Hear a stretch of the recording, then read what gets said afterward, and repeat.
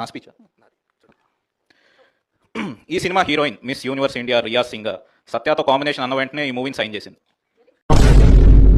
తన అందం, అభినయం ఆల్మోస్ట్ సత్యతో సరిసమానంగా ఉంది.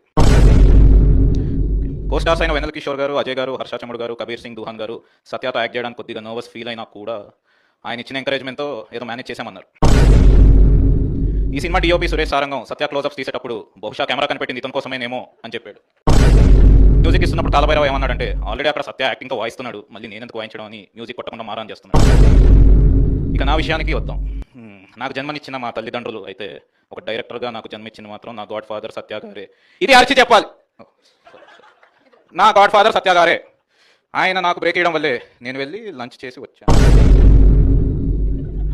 ఎంత ఎత్తుకు ఎదిగి ఉందామని ఆయన క్యారెక్టర్కి హ్యాట్స్ ఆఫ్. బ్రాకెట్లో ఈ పాయింట్లో సత్య గారి కాళ్ళ మీద పడ్డానికి ఒక ఫ్యాన్ స్టేజ్ ఎక్కి వస్తాడు.